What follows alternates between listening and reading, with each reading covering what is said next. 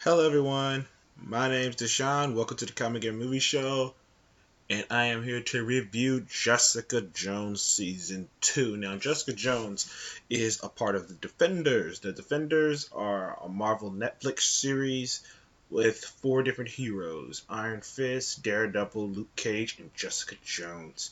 Now, Jessica Jones Season 1 was phenomenal. It was a great season.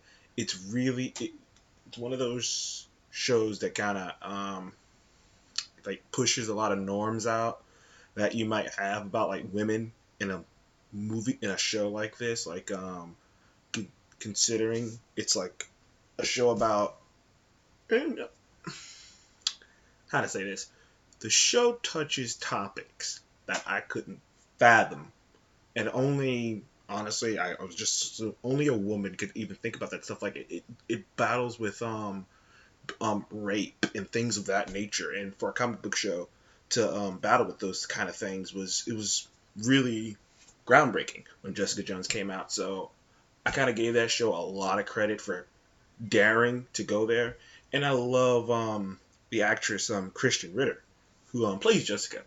She does a phenomenal job. Like she does this, PI because Jessica's a private investigator, but as a superhero, so she's not a normal private investigator. She has abilities, and she got him, the way that you imagine a superhero would get him.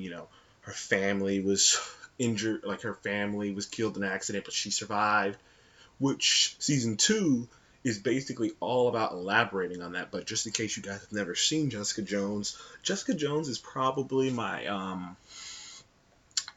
she's probably my third, my like, because I think Daredevil season one and two are phenomenal. I think Luke Cage is just great, and I think Jessica Jones is just right up there with him because she's amazing. And like when they had the show Defenders, when they all came together, that was amazing too because she was probably the most witty one of them all, and just had a comeback for everything that Matt, aka Daredevil, was throwing at her. So that's a little context right there if you haven't been keeping up with the Defenders or Marvel on Netflix. But yeah, Jessica Jones season two, going into that, it was a good solid season. It wasn't great.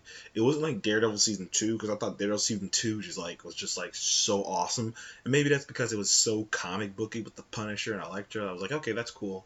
But Jessica Jones season one two is more of the same.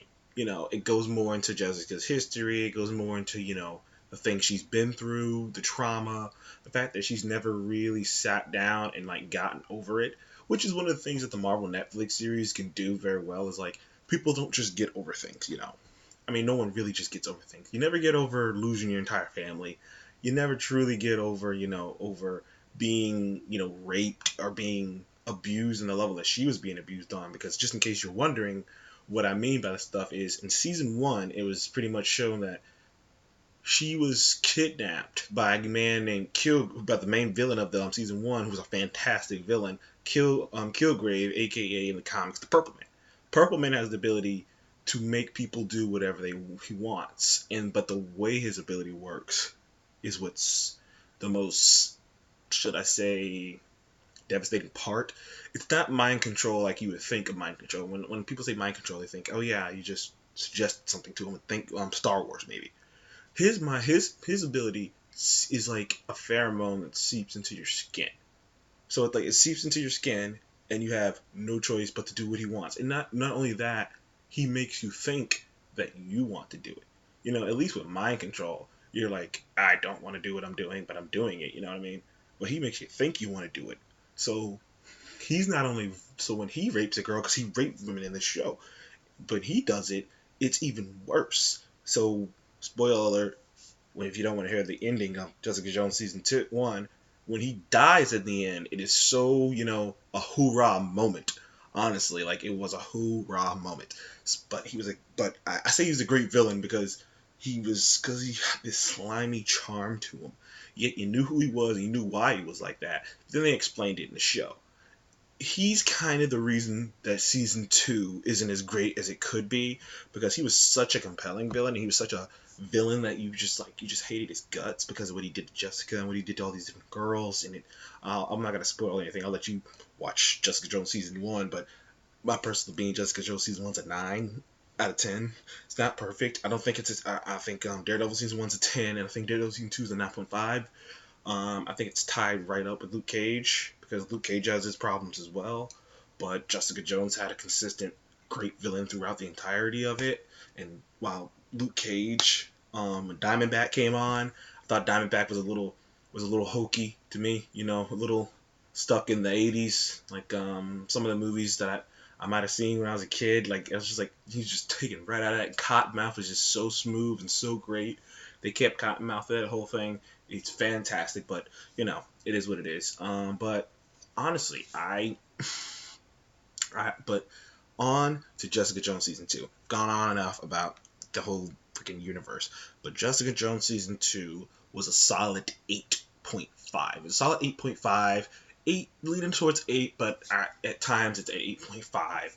It never quite gets back to that level of 9 that the first season got to, because it's less and it's because Kilgrave's not there. Honestly, Kilgrave drops this thing for me because it doesn't have a great villain. It doesn't even really have a villain at all, which a lot of people, artsy people go, oh well, that's a great thing. I'm like, is it?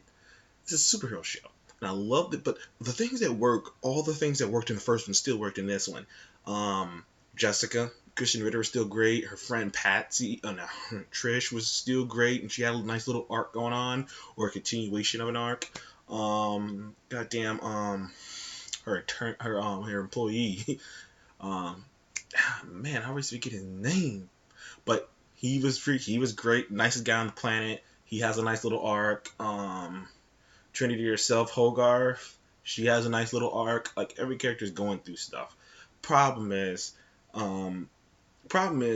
sometimes like it was like.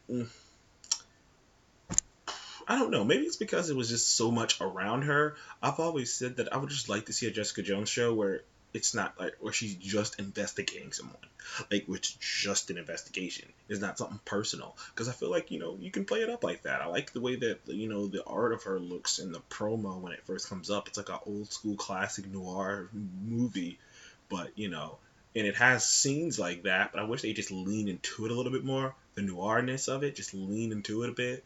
But that's just crazy idea for me. But yeah, Jessica Jones season 2, solid. I'm not gonna get to spoilers here. I'm gonna just say I give it an 8.5. All the characters are back doing good things, progressing the story. Though I will admit, it ends though this is a mild spoiler. I did think to myself, wow, man, this stuff just keeps it like I've seen 2 season 2s of of these different shows, and they both end the same. Essentially, they both end almost the same, almost. But I mean, difference. There's slight differences, but it's almost the same. Though, the season 2 is really about her embracing being a hero, or at least thinking about it. So by the time the Defenders comes back around, which I don't know when that's going to come back around, but by the time it does come back around, she would have been embracing it a little bit more. She might be embracing being a defender a little bit more. But I feel like the only the only guy who would embrace it was Danny. So I can't wait to see how that goes. So yeah, Jessica Jones season 2, solid. Just came out yesterday. I'm getting this review out as fast as I can. I think I'm gonna be able to pump these out a little bit faster now that I got my own stuff and I can just put it together myself. So thank you for joining me on the Come Get a Movie Show. Please remember to like and subscribe.